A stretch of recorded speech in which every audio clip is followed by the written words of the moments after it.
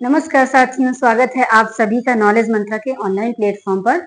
हम लोगों की चर्चा हो रही थी चोल राजवंश में हम लोग पढ़ क्या रहे थे, चोल प्रशासन से संबंधित हम लोग बातें कर रहे थे। यानी कि चोल प्रशासन में हमने कल क्या पढ़ा था, हम कल आपसे हमने डिस्कस किया था केंद्रीय प्रशासन। यानी कि केंद्र की अगर हम बात करते हैं तो केंद्र का सर्वे सर्वा कौन होता था, तो वो राजा होता था। राजा की कौन कौन सी रिस्पॉन्सिबिलिटीज होती थी, इसके बारे में हमने आपसे डिटेल में डिस्कस किया था। जैसे कि राजा जो है इस समय जो है राजतंत्रात्मक प्रणाली थी, और राजा जो है क्या करता था, राजतंत्रात्मक प्रणाली थी तो इस वजह से इसका पुत्र ही गद्दी पर बैठता था। लेकिन इसके लिए ये बाध्यता नहीं थी कि राजा का बड़ा पुत्र ही गद्दी पर बैठेगा, इस तरीके की कोई वो नहीं थी। यानी कि जो परंपरागत प्रणाली चली आ रही थी इस समय चोलों के समय पर ये तोड़ दिया गया। यानी कि जो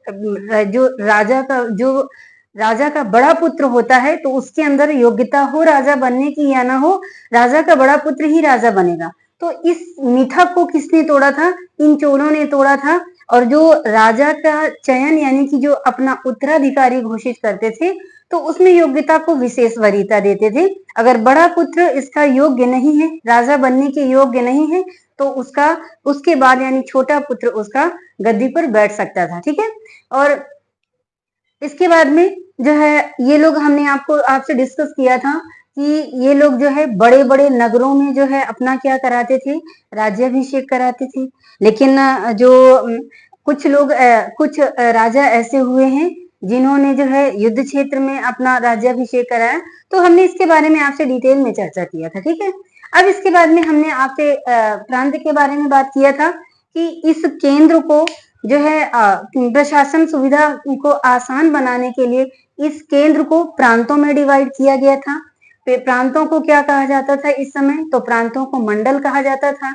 इन मंडलों का प्रमुख कौन होता था, तो युवराज होता था, या फिर कोई पराजित राजा। अगर युवराज नहीं होता था, युवराज की अनुपस्थिति होती थी, तो उसकी अनुपस्थिति में जो पराजित राजा होता था वो यहाँ का प्रमुख होता था। कहाँ का, मंडल का प्रमुख होता था। ठीक है।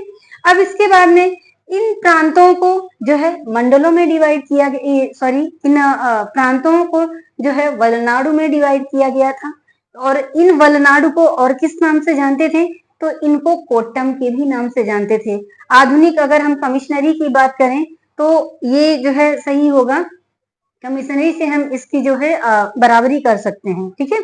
अब इसके बाद में जिला जो था, इस मंडल को जो है जिले में यानी कि नाडु में डिवाइड किया गया था। जिले को क्या कहा जाता था, नाडु कहा जाता था। और नाडु की सभा को क्या कहते थे, नाटार कहते थे। यहाँ तक हमने आपसे चर्चा किया था डिटेल में। ठीक है। और कई सारी समितियां भी होती थी, यानी कि इस क्या नाम है, वलनाडु के अंतर्गत कई सारी समितियां भी होती थी। कुछ प्रमुख अधिकारी होते थे, जो कि अधिकारी वर्ग को दो भागों में बांटा गया था, एक पेरुंदम और दूसरा कौन सा, सिरुंदम। जो पेरुंदम होता था वो बड़े अधिकारी होते थे और जो सिरुंदम होते थे वो छोटे अधिकारी थे। कल हमने आपसे डिस्कस किया था, तीन शब्दावलियां आई थी, एक था ओलई और दूसरा था ओलई नायकम आया था। तो ओलई कौन होता था, जो राजा के भाषण का जो कच्चा चिट्ठा तैयार करता था, यानी कच्चा मसौदा तैयार करता था, उसको हम किस नाम से जानते थे, तो ओलई के नाम से जानते थे। और दूसरा जो होता था वो कौन होता था, तो जो दूसरा होता था ओलई नायकम। ओलई नायकम जो होता था तो वो क्या करता था, जो राजा के साथ में जो ओलई द्वारा जो कच्चा मसौदा तैयार किया जाता था, तो ओलई नायकम उस मसौदे का क्या करता था, जांच करता था, और जांच करने के बाद में आगे अधिकारियों तक पहुंचा देता था। ठीक है। इसके बाद में एक अधिकारी आया था उदयकुट्टन, जो कि ये जो उदयकुट्टन है ये राजा का कौन होता था, पीए होता था, यानी पर्सनल असिस्टेंस होता था। तो यहाँ तक की हमने चर्चा की थी, यानी कि हमने जिले तक की आपसे चर्चा किया कि जिले को नाडु कहा जाता था और नाडु की सभा को क्या कहा गया है, नाटार कहा गया है। और इस नाटार का यानी कि नाडु का काम क्या था, इस नाडु का काम होता था जो है राजस्व की वसूली करना। ठीक है। तो यहाँ तक हमने आपसे डिस्कस किया था। आज हम चर्चा करने वाले हैं ग्राम समूहों के बारे में। तो ग्राम समूहों की अगर हम बात करते हैं चोल प्रशासन में, तो ये जो ग्राम समूह होते थे तो इन ग्राम समूहों को कुर्रम कहा जाता था। क्या कहा जाता था, कुर्रम कहा जाता था। और ये जो ग्राम समूह होते थे इनके भी दो तरीके के समूह होते थे, दो प्रकार के समूह थे। वो कौन कौन से थे, आइए हम आपसे डिस्कस करते हैं। तो अगर हम ग्राम समूहों की बात करते हैं, कुर्रम की बात करते हैं कि ग्राम समूह को कुर्रम कहा जाता था। और एक शब्द और आता है, वो कौन आता है, एक तनियूर आता है या फिर तकुर्रम आता है। कुर्रम और तकुर्रम, तनियूर, इन सब में अंतर क्या है, आपको हम इसके बारे में आपके साथ डिस्कस कर रहे हैं।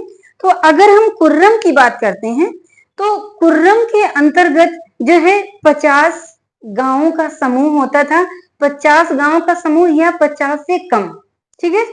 कुर्रम, इनको क्या कहा जाता था, कुर्रम कहा जाता था। और 50 से अधिक अगर गांव का समूह आता था तो उनको हम क्या कहते थे, उनको हम तनियूर कहते थे या तकुर्रम कहते थे, ठीक है। समझ गए ना आप। तो हमने क्या बताया कि कुर्रम कहा जाता था 50 गांवों का समूह या 50 से कम गांवों के समूह को कुर्रम कहा जाता था। वहीं पर अगर हम तन्नियूर की बात करते हैं या तकुर्रम की बात करते हैं तो 50 या फिर 50 से अधिक, यानी कि 50 तक तो कुर्रम के अंतर्गत आएंगे, लेकिन जो तकुर्रम है या तन्नियूर है तो इसके अंतर्गत 50 से अधिक ग्रामों का समूह आता था। तो आई होप आप समझ गए होंगे कुर्रम में और तकुर्रम में क्या अंतर है। तो कुर्रम, तनियूर कहे या तकुर्रम कहे, बात एक ही है, ठीक है। इस चीज को आपको समझने की जरूरत है, दोनों में कंट्रोवर्सी करनी है, डिफरेंस क्या है आपके लिए ये जानना बहुत आवश्यक है।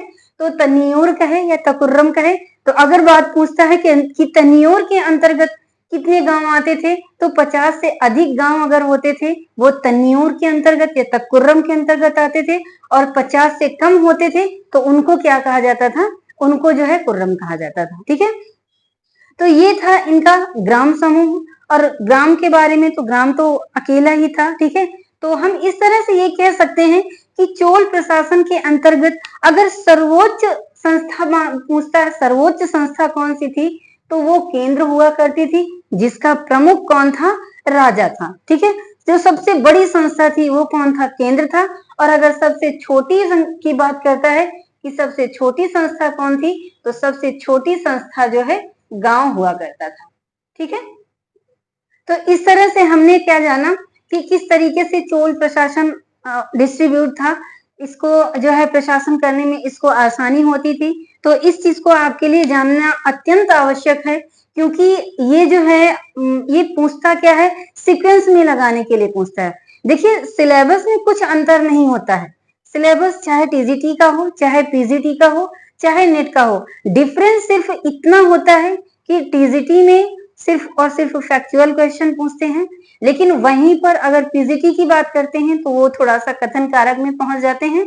और नेट का अपना क्या लेवल है कि नेट में क्या किया कि 3-4 घटनाओं को उठा लिया और एक में ही मिक्सअप कर दिया, फिर इसके बाद में उसमें ऑप्शन दे देते हैं 1-2 सही है, 2-3 सही है, 3-4 सही है या सभी सही है। तो इसमें अगर आपने डेप्थ में स्टडी किया हुआ है तभी आप उनको कर सकते हैं। बाकी सिलेबस कुछ अलग नहीं है, सिलेबस एक ही है, सिर्फ और सिर्फ क्वेश्चन पूछने का जो नेचर होता है वो थोड़ा सा डिफरेंस हो जाता है, ठीक है। तो हमने क्या जाना, इसका सीक्वेंस जाना चोल प्रशासन का। सबसे पहले केंद्र था, केंद्र के बाद में मंडल आता था। मंडल को किस में डिवाइड किया हुआ था, वलनाडु या कोट्टम में डिवाइड किया हुआ था। इस वलनाडु या कोट्टम को नाडु में डिवाइड किया था। इस नाडु की सभा को क्या कहा जाता था, नाटार कहा जाता था।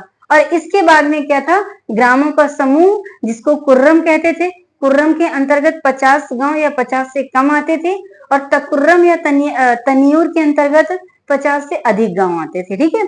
अब हम जो है जो चोलों की प्रशासनिक व्यवस्था के अंतर्गत अगर हम पढ़ने वाले हैं तो सबसे इंपॉर्टेंट चीज आती है क्या, चोलों की प्रशासनिक व्यवस्था के अंतर्गत इनका जो स्थानीय प्रशासन था ये बहुत उच्च कोटि का था।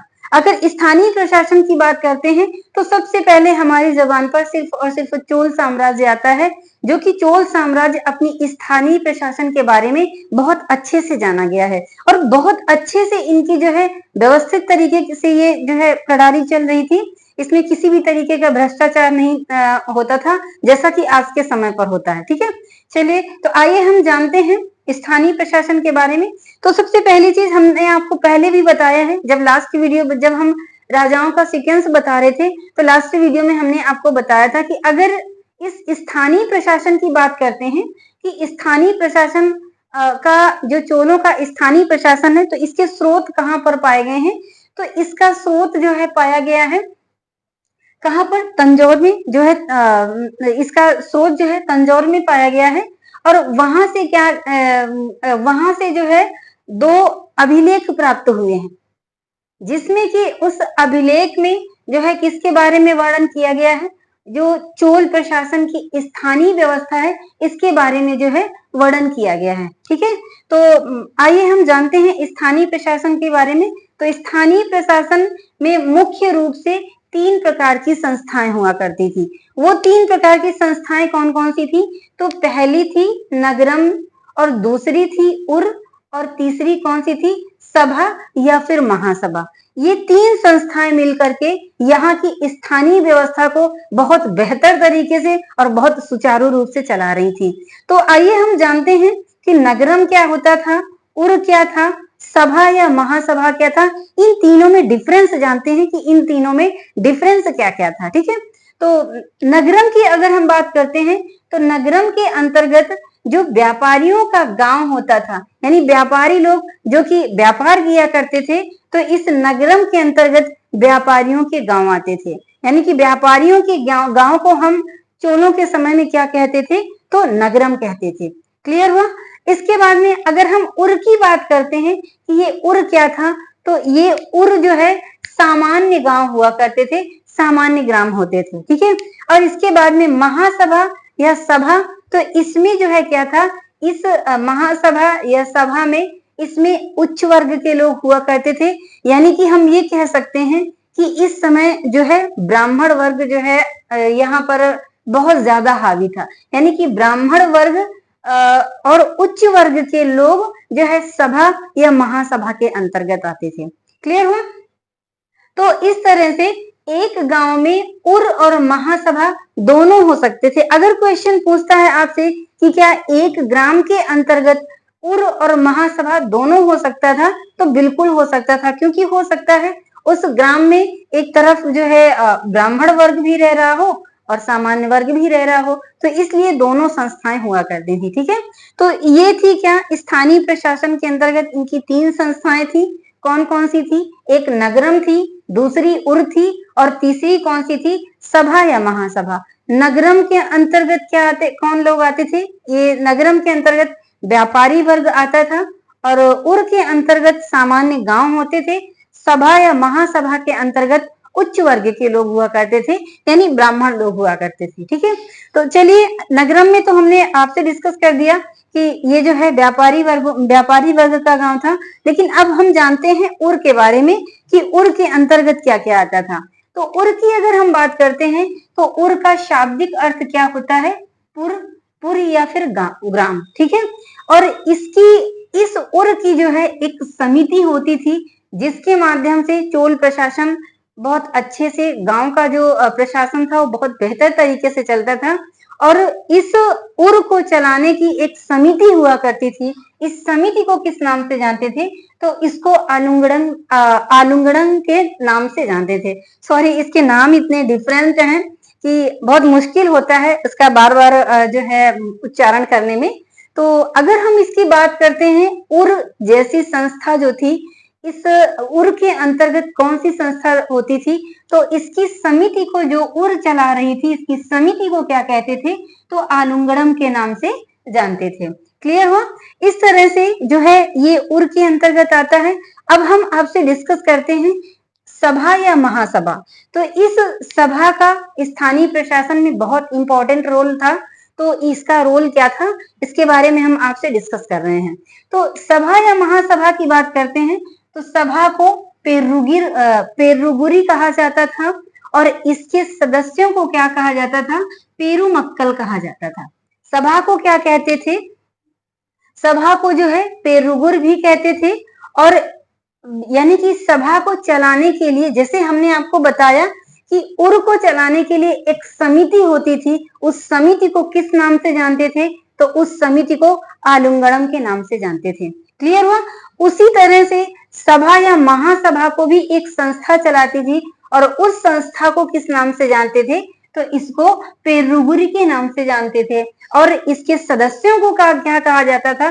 तो इसके सदस्यों को पेरुमक्कल कहा जाता था। क्लियर हुआ ना कि जो सभा या महासभा की वो समिति जो चलाती थी उसको पेरुबुरी कहते थे, और उसके सदस्यों को चलाने वाले सदस्यों को किस नाम से जाना जाता था?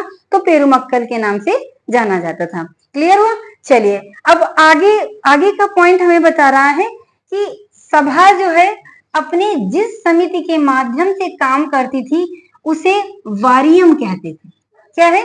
उसे जो है जिस समिति के माध्यम से काम करती थी उसको वारियम कहते थे, और क्या इसके सदस्यों को वारी पेरुमक्कल कहते थे। क्या कहा जाता था? वारी पेरुमक्कल कहते थे। ठीक है, तो हमने क्या जाना कि ये जो समिति जो चलती थी, इस समिति के माध्यम से जो वर्क किया जाता था यानी प्रशासन किया जाता था, तो उसको वारियम कहते हैं, और इसके सदस्यों को क्या कहते हैं? वारी पेरुमक्कल कहते हैं। यहाँ पर संस्था है पेरुबुरी, पेरुबुरी के सदस्यों को क्या कहा गया है? पेरुमक्कल कहा गया है। लेकिन ये है वारियम, इस वारियम के सदस्यों को क्या कहा गया है? तो इस वारियम के सदस्यों को वारी पेरुमक्कल कहा गया है। क्लियर हो गया? चलिए अब इसके बाद में आता है कि मैंने आपको पहले ही बताया कि ये संस्था किसकी थी? ये ब्राह्मणों की संस्था या अग्रहारों की संस्था थी। यानी कि ऐसे ग्रामों को, जहां पर ये ग्राम होते थे यानी ब्राह्मण के गांव होते थे या फिर उच्च वर्ग के लोग होते थे, तो ऐसे गांवों को क्या बोला जाता था? तो ब्रह्मदेय बोला जाता था, या फिर ब्रह्मदेय मंगलम कहा जाता था।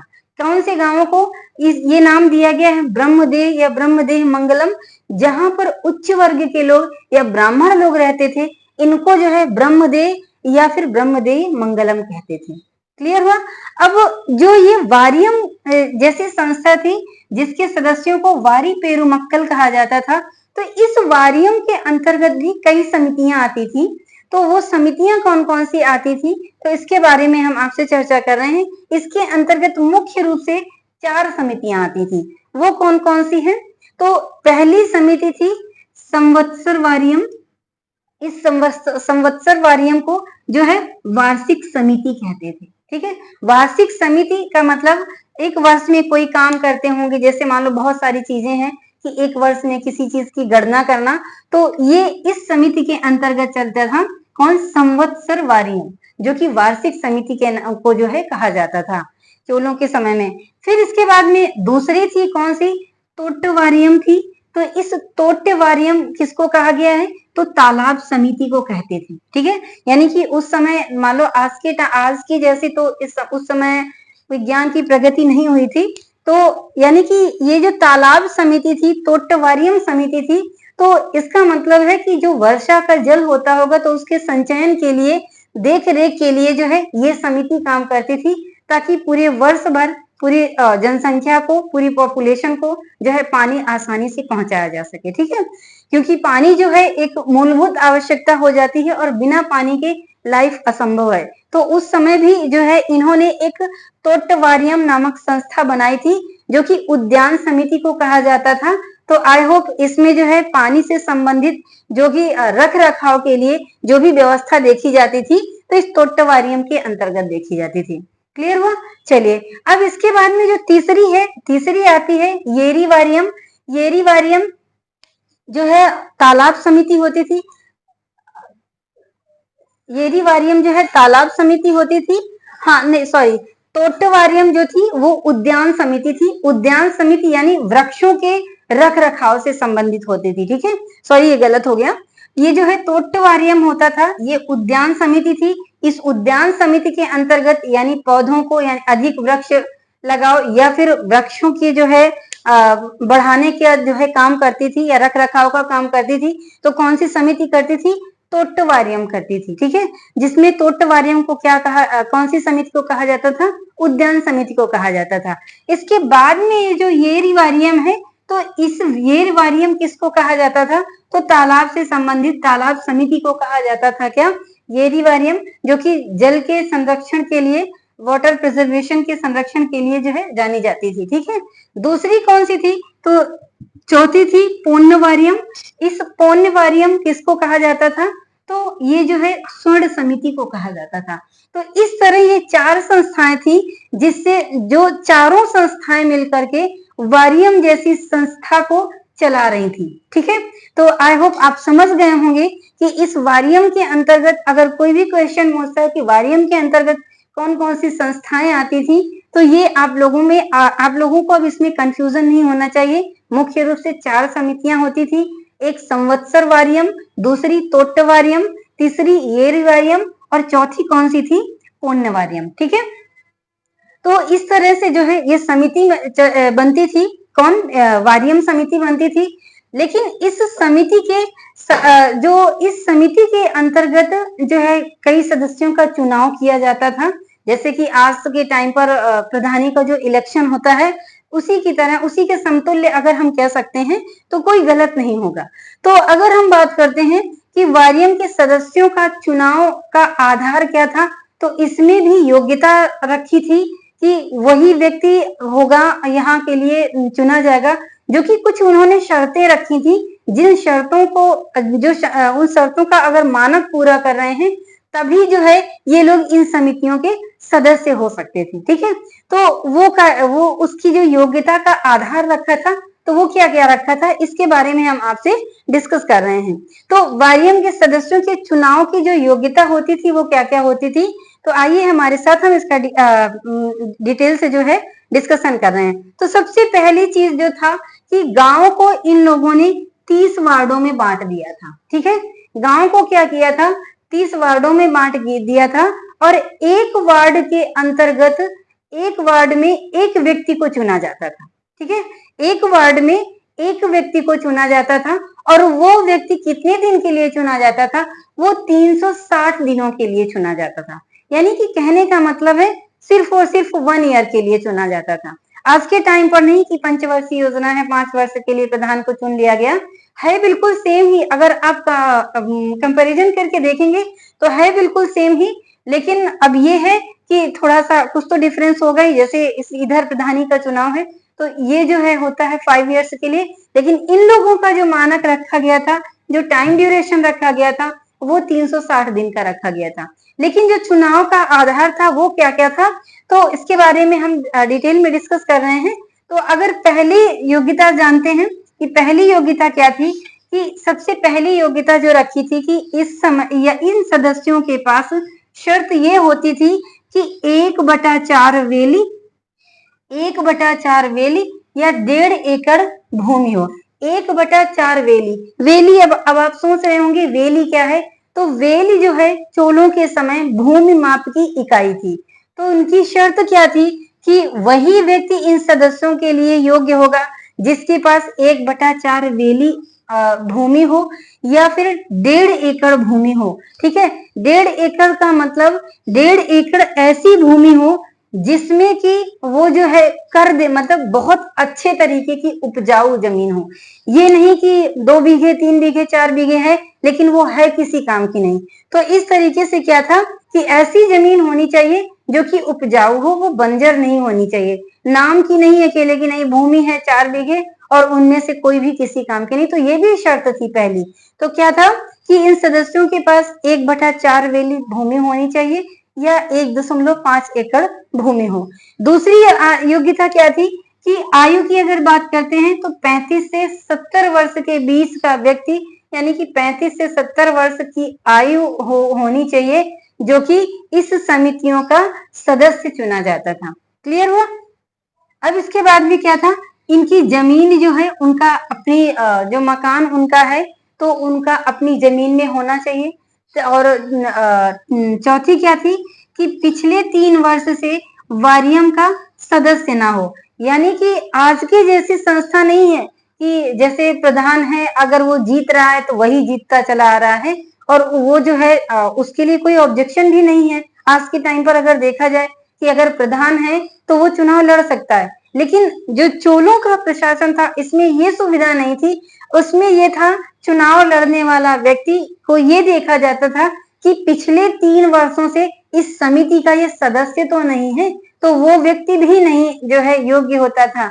यानी कि कहने का मतलब है कि हर एक व्यक्ति को जो है चांस दिया जा रहा था। ठीक है, जो कि इस योग्यता के अंतर्गत आता था। अब इसके बाद में क्या था, तो इस तरह से पिछले 3 वर्षों से वारियम का सदस्य ना हो, फिर क्या था, वो व्यक्ति जो चुनाव लड़ रहा है वो वैदिक मंत्रों का ज्ञाता हो, या फिर एक वेद का ज्ञाता हो, या किसी भाष्य की जो है जानकारी रखता हो। यानी कि कहने का मतलब है कि कोई अनपढ़ व्यक्ति को जो है ये लोग ये इसका सदस्य नहीं बनाते थे। यानी कि उसको क्या है कि उसको जो है वैदिक मंत्रों की जानकारी भी होनी चाहिए, और क्या, या फिर एक वेद का ज्ञान होना चाहिए। वेद 4 हैं, उन 4 वेदों में से एक वेद का ज्ञान रखता हो, और क्या था कि किसी भी भाष्य की या फिर जानकारी रखता हो। ये भी योग्यता के अंतर्गत रखा गया था। इसके बाद में अगर 6वें नंबर की बात करते हैं कि 6वें नंबर पर क्या बाउंडेशन लगाया था कि वो व्यक्ति आपराधिक चरित्र का ना हो और उस पर कोई कदाचार ना लगा हो। ठीक है, और क्या था, फिर इसके बाद में जो 7वीं और अंतिम योग्यता थी, तो वो क्या थी कि वारियम का चुनाव लड़ने वाला व्यक्ति का संबंधी जो है वारियम का सदस्य ना हो। कहने का मतलब है कि वारियम का जो भी व्यक्ति चुनाव लड़ रहा है, तो उससे संबंधित जो उसका क्लोज रिश्तेदार है, तो इस समिति का सदस्य नहीं होना चाहिए। ये भी इसके शर्तों के अंतर्गत आता था। क्यों? वो इसलिए था ताकि जैसे होते हैं ना, संबंधी लोग ही गड़बड़ करते हैं और वही लोग भ्रष्टाचार फैलाते हैं, तो इससे क्या था कि भ्रष्टाचार फैल सकता था। तो इस वजह से इस पे भी फाउंडेशन किया गया था कि जो व्यक्ति चुनाव लड़ रहा है, तो चुनाव लड़ने वाले व्यक्ति का सगा संबंधी जो था इस वारियम का सदस्य ना हो। तो ये थी इस समितियों की जो चुनाव समिति के सदस्यों के चुनाव की जो योग्यता थी, वो जो है हमने आपसे डिस्कस किया। और क्या डिस्कस किया हमने, स्थानीय प्रशासन के बारे में डिस्कस किया। स्थानीय प्रशासन के अंतर्गत कितनी संस्थाएं थी, इसके बारे में डिस्कस किया। तो आज के लिए इतना ही। कल आपसे हम चर्चा करेंगे कि इस वारियम के सदस्यों का चुनाव कैसे होता था, इनका प्रोसेस क्या क्या होता था, इसके बारे में हम आपको जानकारी देंगे और डिटेल में डिस्कस करेंगे। ठीक है, तो आज के लिए इतना ही। कल आपके समक्ष हम नए वीडियो को लेकर के उपस्थित होंगे। लेकिन जाने के पहले आपसे ये जरूर कहेंगे कि अगर आप हमारे चैनल को पहली बार विजिट कर रहे हैं, तो प्लीज आप हमारे चैनल को सब्सक्राइब करें और ज्यादा से ज्यादा शेयर करें। ठीक है, तो आज के लिए इतना ही। हम अपने लेक्चर को यहीं विराम देना चाहेंगे। कल हम नए वीडियो के साथ आपके समक्ष उपस्थित होते हैं। तब तक के लिए धन्यवाद।